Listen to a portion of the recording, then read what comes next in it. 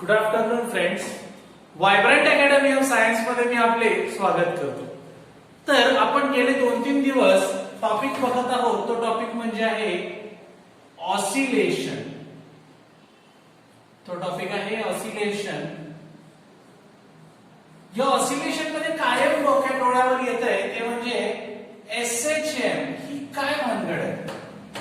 SHM काय आहे हे आपण बघितलेलंच नाहीये की दरवेळी बाबा येतंय SHM SHM SHM SHM SHM SHM आहे काय? तर एसएचएम म्हणजे मी म्हणतो बघा सिंपल हार्मोनिक मोशन. हे तर झाला फुल फॉर्म. एसएचएम चा फुल फॉर्म काय येतोय बघा सिंपल हार्मोनिक मोशन. ठीक आहे, आता झालं फुल फॉर्म. पण डेफिनेशन काय येते ही डेफिनेशन सुद्धा समजून घेणं महत्वाचं आहे. मी डेफिनेशन लिहितो बघा आता. द मोशन सर चेक करायचं चालू आहे. The motion in which object moves to and fro is called SHM. जेव्हा ऑब्जेक्ट टू आणि फ्रो मूव्ह करतोय, कसा मूव्ह करतोय ऑब्जेक्ट टू आणि फ्रो. जेव्हा ऑब्जेक्ट टू आणि फ्रो मूव्ह करतोय तेव्हा अशा कंडिशनला आपण म्हणणार आहे की ती एसएचएम करायला लागलेला ऑब्जेक्ट. मी बघा टू आणि फ्रो मध्ये असंही म्हणू शकतो हा मीन पोझिशन आहे.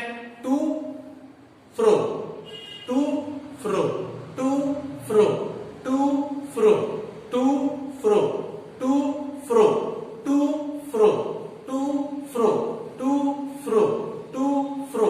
ह्याला मी काय म्हणणार आहे की एसएचएम आहे बघा. किंवा पेंडुलम बघा to fro to fro to fro. जेव्हा अशा काही मोशन्स येतील तेव्हा आपण म्हणायचंय की ते काय परफॉर्म करते एसएचएम. मी एक्झाम्पल म्हणून काय लिहितो बघा. हा एक पेंडुलम ड्रॉ करतो एसएचएम एक एक्झाम्पल म्हणून. ही इकडे आली बघा कंडिशन टू आणि इकडे आली बघा कंडिशन फ्रो आणि इथे आहे मीन पोझिशन. म्हणजे मीन पोझिशनला to to fro to fro to fro जेव्हा करेल तेव्हा आपण म्हणणार आहे की ऑब्जेक्ट काय परफॉर्म करायला लागलाय एसएचएम परफॉर्म करायला लागलाय. किंवा मी असंही म्हणू शकतो ही बघा आहे मीन पोझिशन बरोबर. ही आहे टू आणि ही आहे फ्रो. टू फ्रो अजून मला लाल पेन दाखवतो. To fro to fro to fro to fro. जर अशा मोशन काही होत असतील तर आपण म्हणणार आहे की ऑब्जेक्ट किंवा particle simple harmonic motion perform करतो. सिंपल हार्मोनिक मोशन परफॉर्म करते. काल आपण होमवर्क दिलेला होता बघा differential equation of linear SHM. त्यामधलं एसएचएम म्हणजे काय आपण आता बघतोय बरोबर. नंतर आपण वेलॉसिटी एक्सिलरेशन आणि डिस्प्लेसमेंट पण काढलेली होती बघा. त्याच्या पुढे आता आपण जाणार आहे पण एक शॉर्ट रिव्ह्यू घेतो बघा. x इज इक्वल टू काय डिस्प्लेसमेंट काय होतं a sin omega T plus alpha होतं बरोबर. हे झालं डिस्प्लेसमेंट. वेलॉसिटी काय होती v is equal to omega under root a square minus X square होतं बरोबर. आणि एक्सिलरेशन काय होतं मायनस ओमेगा स्क्वेअर एक्स होतं. आठवतंय हे तीन फॉर्म्युलेज आपण काल डिराईव्ह केलेले होते. आणि आज आपण काय बघितले की व्हॉट इज एसएचएम. काय बघितले आपण व्हॉट इज एसएचएम. होमवर्कला हा पहिला क्वेश्चन आहे व्हॉट इज एसएचएम. त्याचे डेफिनेशन पण आहे आणि त्याचे दोन एक्झाम्पल सुद्धा मी बोर्डावरती दिलेले. तुम्ही लेक्चर बघितलं ना की त्यानंतर तुम्हाला होमवर्क लिहायला सोपं पडेल. लेक्चर शेवटपर्यंत बघा म्हणजे ऑटोमॅटिक होमवर्क लिहायला लागेल. बस स्क्रीनशॉट घ्या.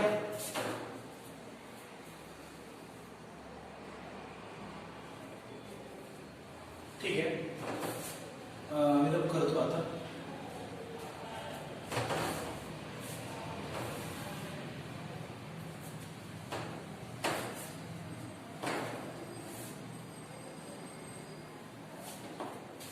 आता आपण जाऊया बघा.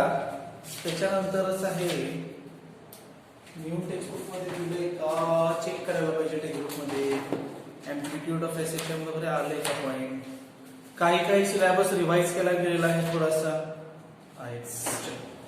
नेक्स्ट आहे बघा एम्प्लिट्यूड ऑफ एसएचएम. पहिला पॉइंट आहे बघा एम्प्लिट्यूड ऑफ एसएचएम. पहिला पॉइंट काय आहे? Amplitude of SHM. आता दोन गोष्टी येतात. जर मी डिस्प्लेसमेंट आणि एम्प्लिट्यूड दोन गोष्टी येतात बघा. मी काय म्हणतो एसएचएम असा परफॉर्म होत आहे. ही आहे मीन पोझिशन, ठीक आहे.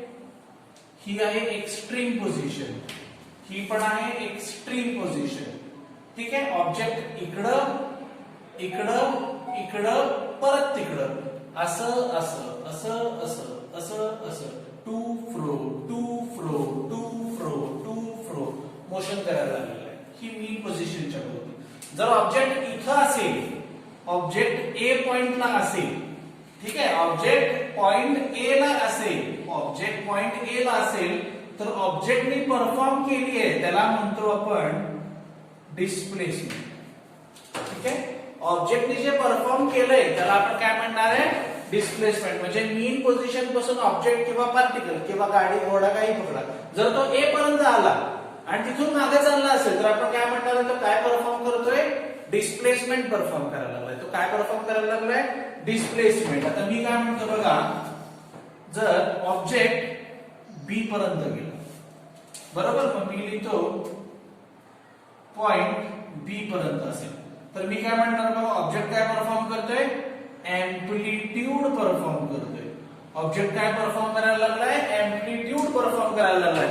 जेव्हा टू आणि फ्रो करत असेल, जेव्हा तो त्याच्या शेवटच्या पोझिशन पर्यंत जाईल, शेवटच्या टप्प्यापर्यंत जाईल आणि मगच मागे रिटर्न करेल, तेव्हा आपण म्हणणार आहे की ऑब्जेक्ट किंवा पार्टिकल काय परफॉर्म करायला लागलाय? एम्प्लिट्यूड. म्हणजे बघा आता मी इथे हा पार्टिकल घेतलेला आहे, असं असं टू आणि फ्रो चालले, हे काय होत आहे? डिस्प्लेसमेंट व्हायला लागले. बघा ह्याच्यापेक्षा लांब जाऊ शकत नाही हात, बरोबर. म्हणजे हे काय आहे? हे आहे एम्प्लिट्यूड. हे काय आहे? एम्प्लिट्यूड. हे काय आहे बघा? एम्प्लिट्यूड आहे. हे काय आहे? एम्प्लिट्यूड आहे. हे काय आहे? एम्प्लिट्यूड आहे. बघा आता इथून मी ऑब्जेक्ट इकडे घेतला, हे बघा हे काय चाललंय? डिस्प्लेसमेंट. हे बघा शेवटपर्यंत गेलं, हे काय आहे? एम्प्लिट्यूड आहे. एम्प्लिट्यूडला अजून एका भाषेमध्ये लिहू शकतो मॅक्सिमम डिस्प्लेसमेंट.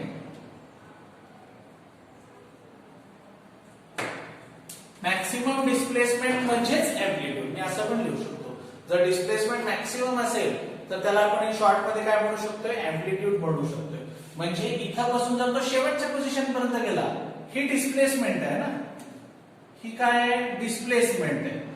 पण हीच जर डिस्प्लेसमेंट शेवटच्या पोझिशन पर्यंत असेल, शेवटच्या पोझिशन पर्यंत, तर ती मॅक्सिमम डिस्प्लेसमेंट झाली. हे बघा ही मॅक्सिमम डिस्प्लेसमेंट झाली आणि मॅक्सिमम डिस्प्लेसमेंटला आपण काय म्हणतो फिजिक्स मध्ये? एम्प्लिट्यूड म्हणतो. आणि एम्प्लिट्यूड ऑफ एसएचएम का म्हणतोय? तर पार्टिकल टू आणि फ्रो करतो. जेव्हा टू आणि फ्रो करेल तेव्हा आपण म्हणणार आहे एसएचएम आहे. म्हणून एम्प्लिट्यूड ऑफ एसएचएम हा आपला पहिला पॉइंट. स्क्रीनशॉट घ्या, इम्पॉर्टंट पॉइंट्स आहेत. त्याच्यानंतर आपण पुढचा पॉइंट बघूया.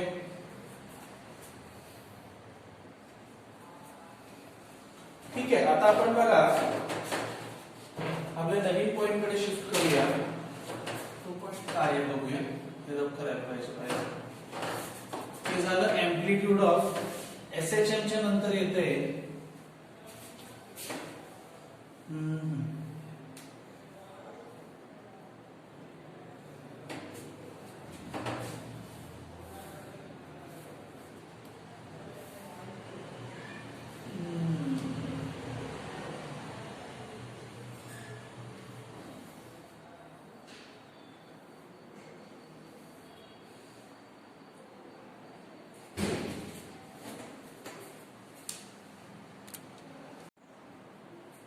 ठीक आहे. आता आपण बघणार आहे बघा पुढे नेक्स्ट आहे पिरियड ऑफ एसएचएम. काय बघणार आहे आपण? Period of SHM. आज तारीख काय आहे? 8 एप्रिल. ठीक आहे, आपण आता बघणार आहे बघा period of SHM. Period of SHM म्हणजे काय? मी लिहितो बघा time taken by a particle, बघा time taken by a particle to complete one oscillation, to complete one oscillation is called period of SHM. आणि डिनोट कशाने करतो आपण? टी ने डिनोट करतो. म्हणजेच काय मी म्हणतोय बघा शॉर्ट मध्ये, जर ही मीन पोझिशन असेल, ठीक आहे, बी ही मीन पोझिशन आहे, ए ही एक्स्ट्रीम पोझिशन आहे, सी ही एक्स्ट्रीम पोझिशन आहे, ही एक्स्ट्रीम पोझिशन आहे, ही मीन पोझिशन आहे, ही पण एक्स्ट्रीम पोझिशन आहे. जर पार्टिकल ए पासून निघाला, पार्टिकल ए पासून निघाला, ए पासून बी, बी पासून सी, सी पासून बी आणि बी पासून ए, एवढा जेव्हा तो ट्रॅव्हल करेल तेव्हा आपण काय म्हणणार आहे की एक ऑसिलेशन कंप्लीट झालंय. जर तो बी पासून निघाला, बी पासून सी, सी पासून बी, बी पासून ए, ए पासून बी, आपण काय म्हणणार आहे एक ऑसिलेशन कंप्लीट झालं. जर तो सी पासून निघाला, सी पासून बी, बी पासून ए, ए पासून बी, बी पासून सी, आपण काय म्हणणार आहे एक ऑसिलेशन कंप्लीट झालं. आणि हे एक ऑसिलेशन कंप्लीट व्हायला लागणारा जो टाइम आहे, एक ऑसिलेशन कंप्लीट व्हायला लागणारा जो टाइम आहे, त्यालाच आपण म्हणतो पिरियड ऑफ एसएचएम. त्यालाच आपण काय म्हणतो पिरियड ऑफ एसएचएम म्हणत असतो. आणि त्यामध्ये आपण एक गोष्ट बघितली बघा फार वर्षांपूर्वी, T is equal to 2 pi under root omega. T is equal to 2 pi upon omega. आपण हे खूप वर्षापासून बघतोय की टी इज इक्वल टू काय असते 2 पाय अपॉन ओमेगा. आता आपण ऑसिलेशन मध्ये आपण एक गोष्ट बघितलेली होती बघा, तुमच्या लक्षात आहे का? But omega square is equal to काय होतं under root K upon M होतं.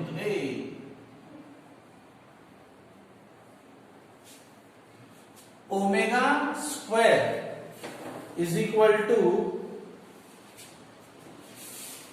के बाय एम होतं. म्हणजे ओमेगा काय असणार आहे under root K upon M असेल, बरोबर का? ओमेगा स्क्वेअर काय होतं under root K by M होतं. ओमेगा स्क्वेअर काय होतं under root K by M होतं.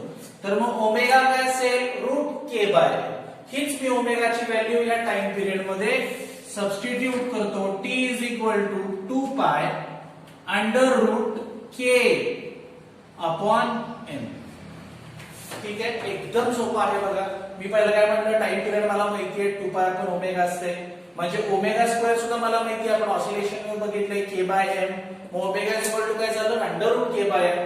ती व्हॅल्यू मी तिथे सबस्टिट्यूट केली. आता मी म्हणतो बघा ऑल्सो मला माहिती आहे F is equal to minus k x. F is equal to काय असते मायनस के एक्स. म्हणजेच के इज इक्वल टू काय F upon x. K is equal to काय आलं बघा एफ अपॉन एक्स, बरोबर ना? मी F is equal to minus k x मला माहिती आहे, म्हणजे के इज इक्वल टू काय आलं एफ अपॉन एक्स. या व्हॅल्यूला मी बॉक्स करून ठेवतो आणि ही व्हॅल्यू आता मी या के मध्ये ही व्हॅल्यू टाकून देतो. मी या साईडला लिहितो. सर हे दिसतं ना इकडचं, ते दिसतं ना? ठीक आहे, मी व्हॅल्यू टाकतो बघा त्यामध्ये. T is equal to 2 pi under root के मध्ये काय टाकायचं आहे F upon x. F upon x आणि एम तर तसंच राहील, एम तर तसंच राहणार, त्याला काहीच होणार नाहीये, ती व्हॅल्यू आहे अशीच राहील. ठीक आहे, पण मी परत लिहितो ऑल्सो. मी काय लिहितोय बघा ऑल्सो. मी इथे मार्क करून लिहितो. मी इथे लिहितो ऑल्सो. आपल्याला माहिती आहे बघा force is equal to mass into acceleration. मग एक्सिलरेशन इज इक्वल टू काय force upon mass. Acceleration is equal to काय फोर्स अपॉन मास. हे दिसतंय का एफ अपॉन एम. यामध्ये मी काय टाकणार आहे ए. एफ अपॉन एम यामध्ये मी काय टाकणार आहे ए. म्हणजे काय T is equal to 2 pi under root A upon x. A म्हणजे कोण आहे एक्सिलरेशन. म्हणजे फायनल इक्वेशन काय आहे बघा T is equal to 2 pi under root A upon X. T is equal to 2 pi under root A upon X. T is equal to 2 pi under root A upon X, घरी पण म्हणा T is equal to 2 pi under root A upon X. ठीक आहे, हे बघितलं आपण काय बघा, पिरियड ऑफ एसएचएम. एक एसएचएम कंप्लीट व्हायला जो टाइम लागतो त्याला म्हणतो आपण पिरियड ऑफ एसएचएम. तुम्हाला आता स्टुडंट्स दोन फॉर्म्युलेस फक्त लागतात. हा एक फॉर्म्युला तुम्हाला लागतो सारखा, T is equal to 2 pi under root omega, किंवा तुम्हाला हा लागेल डायरेक्टली. हे दोनच फॉर्म्युले तुम्हाला मोस्टली लागतात. मी दोन्हीकडे स्टार करून ठेवतो. T is equal to 2 pi under root A upon X. हा क्वेश्चन बोर्डाला एकदा पडलेला आहे, मी इथं लिहून ठेवतो. 12वीच्या बोर्डला हा क्वेश्चन पडलेला आहे. What is period of SHM. ठीक आहे, त्यामुळे महत्वाचं आहे, मी लिहिलेलं आहे. तुम्ही स्क्रीनशॉट घ्या म्हणजे आपण पुढचा पाठ पाहू.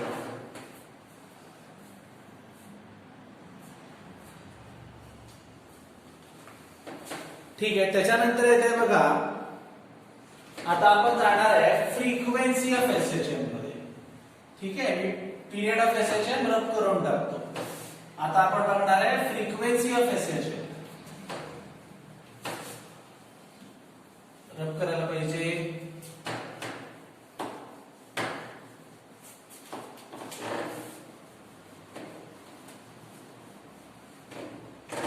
ठीक आहे, आता आपण बघणार आहे बघा फ्रिक्वेन्सी.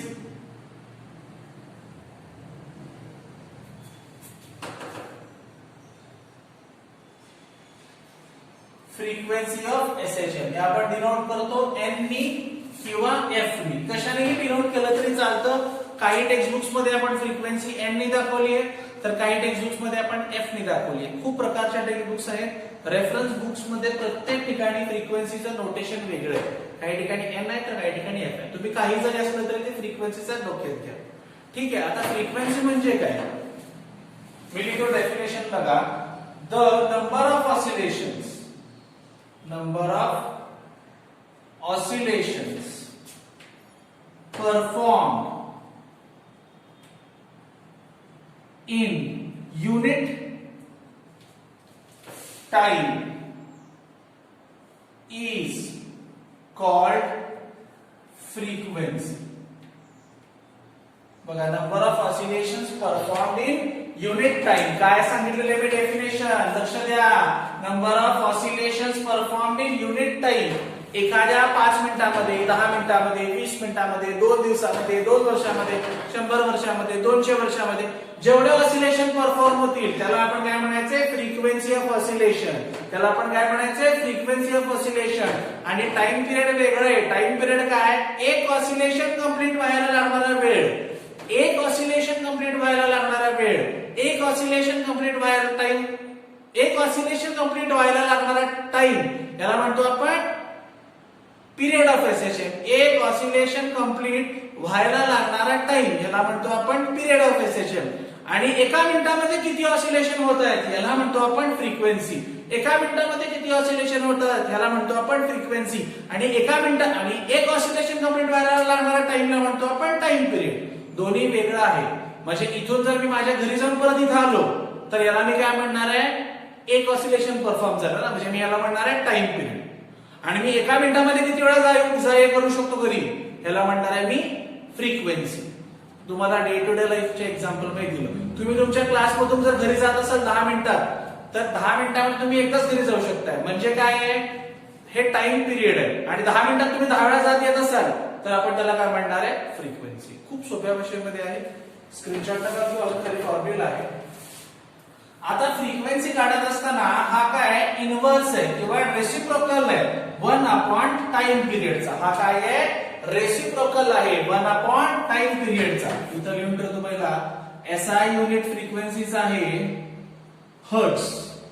हेनरी हर्ट्झ म्हणून सायंटिस्ट आहे की ज्याच्या नावाने हे आपण युनिट तयार केले. एन इज इक्वल टू काय आहे बघा 1/t आहे. आणि T is equal to formula काय होता 2 पाय अपॉन ओमेगा. ओमेगा आला वर, म्हणजे एन इज इक्वल टू काय ओमेगा अपॉन 2 पाय. हे बघितलं बघा आपण फ्रिक्वेन्सी ऑफ एसएचएम. हे काय बघितलं आपण, फ्रिक्वेन्सी ऑफ एसएचएम. ठीक आहे, स्क्रीनशॉट घ्या मित्रांनो.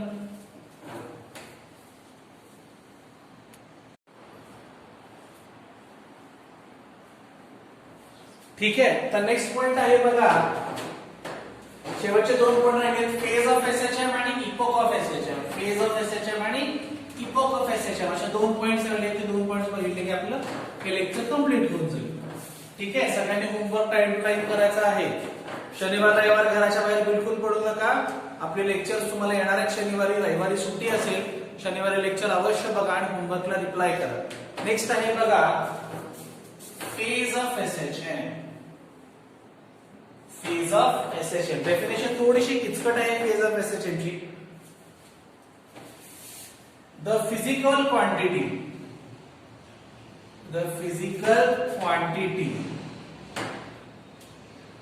which describes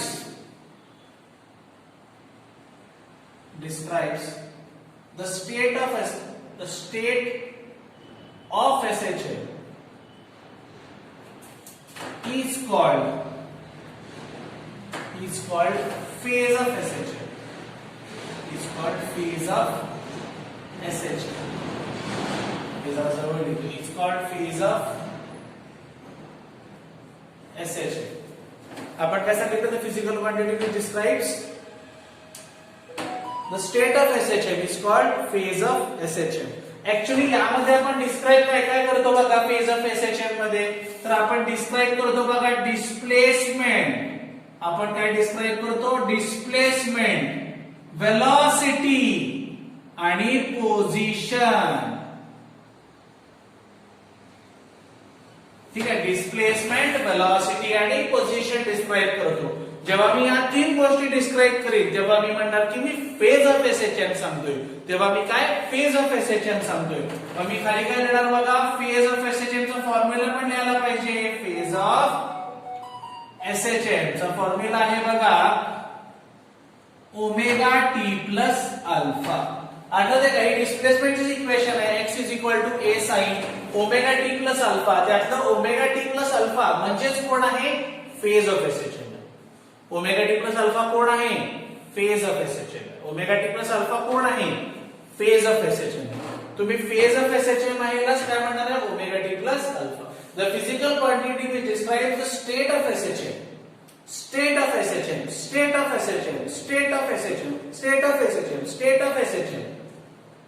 is called phase of SHM. काय डिस्क्राइब करते बघा? डिस्प्लेसमेंट, वेलोसिटी आणि पोझिशन. याला आपण काय म्हणणार आहे? Phase of SHM. आणि फॉर्म्युला पण मी लिहिलाय. फेज ऑफ एसएचएम चा फॉर्म्युला काय आहे बघा? तर ओमेगा टी प्लस अल्फा हा त्याचा फॉर्म्युला. ठीक आहे, आता आपण आपल्या लास्ट पॉइंटला सरकूया. मी रफ स्क्रीनशॉट घ्या. हा क्वेश्चन टाकणार आहे मी, what is phase of SHM म्हणून. टेक्स्टबुक मध्ये सुद्धा हे सगळं दिलेलं आहे, तुम्ही वाचू शकता. आपण आता नेक्स्ट पॉइंटला जाऊया.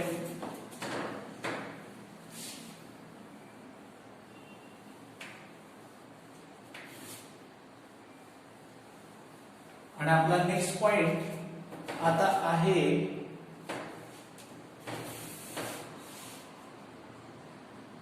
Epoch of SHM. आपला आता नेक्स्ट पॉइंट काय आहे बघा? Epoch of SHM. आपला नेक्स्ट पॉइंट काय आहे? Epoch of SHM. Next point काय आहे? Epoch of SHM. Next point काय आहे? Epoch of SHM. बघा मी परत द फिजिकल क्वांटिटी डेफिनेशन बघा. The physical quantity which describes the state of oscillation, which describes the state of oscillation at the start of motion, is called phase of SHM. Is called phase of SHM. Me definition दोन्ही पण सेमच आहेत. Phase of SHM आणि epoch of SHM दोन्ही definition सेमच आहेत, पण दोन्ही मध्ये जो फरक आहे तो फरक मी लाल पेन लिहिलेला आहे. दोन्हीमध्ये जो फरक आहे तो फरक मी लाल पेन लिहिलेला आहे. लाल पेनने मी सांगितले at the start of motion असेल तर त्याला मी काय म्हणणार आहे, epoch of SHM. At the start of motion असेल तर त्याला मी काय म्हणणार आहे, इपोक ऑफ एसएचएम. आणि जर आधीमध्ये कुठे असेल तर मी त्याला म्हणणार आहे फेज ऑफ एसएचएम. बघा ही वेव्ह चाललेली आहे. या वेव्ह मध्ये जर मी स्टार्टला सांगितलं, मी स्टार्टला त्याची स्टेट बघितली, प्रॉपर्टीज बघितल्या, तर मी काय बघतोय, इपोक ऑफ एसएचएम. आणि जर मी इथं काहीतरी त्याच्या कॅरेक्टरिस्टिक डिफाइन करायला लागलो, वेलोसिटी किती आहे, डिस्प्लेसमेंट किती आहे, एक्सेलरेशन किती आहे, तर मी काय म्हणणार आहे, हे काय आहे, फेज ऑफ एसएचएम आहे. हे काय आहे, फेज ऑफ एसएचएम. आणि हे काय आहे, इपोक ऑफ एसएचएम आहे. दोन्हीमध्ये पूर्णपणे फरक आहे. जरी वाटत असलं सेम तरी सुद्धा दोन्हीमध्ये फरक आहे. आता गोष्ट येते फॉर्म्युल्याची. ओमेगा टी प्लस अल्फा हा फॉर्म्युला कोणाचा होता, फेज ऑफ एसएचएम चा फॉर्म्युला होता. तर याचा फॉर्म्युला आहे alpha is called epoch of SHM. Is called epoch of SHM. Alpha is called epoch of SHM. ठीक है, स्क्रीनशॉट घ्या.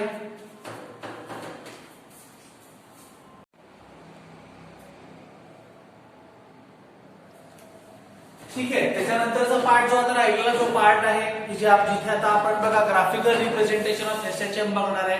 हे सगळं आपण आता उद्या पाहू. जे काही तुम्हाला मी बोर्डवर लिहून दिलं हे सगळे क्वेश्चन्स तयार करून तुम्हाला मी होमवर्क देखील देणार आहे. ठीक आहे, त्यामुळे उर्वरित नाव आपण टॉपिकचा किंवा राहिलेला जो पार्ट आहे तो आपण नेक्स्ट लेक्चरला पाहू. तोपर्यंत शनिवार रविवार घरीच राहा, कुठे बाहेर पडू नका. उगाच फटके खावे लागतील. लॉकडाऊन आहे महाराष्ट्रामध्ये. ठीक आहे, आपल्या लेक्चरला आवडला असेल तर जरूर लाईक करा, सबस्क्राईब करा आणि शेअर करा. व्हायब्रंट अकॅडमी पूर्ण लॉकडाऊन मध्ये तुमच्या सोबत आहे. सर्व शिक्षक प्रचंड कष्ट घेत आहेत, तुमच्यासाठीच घेत आहेत. त्यामुळे तुम्ही त्याचा सगळ्यात जास्त फायदा घ्या हीच आमची अपेक्षा. धन्यवाद.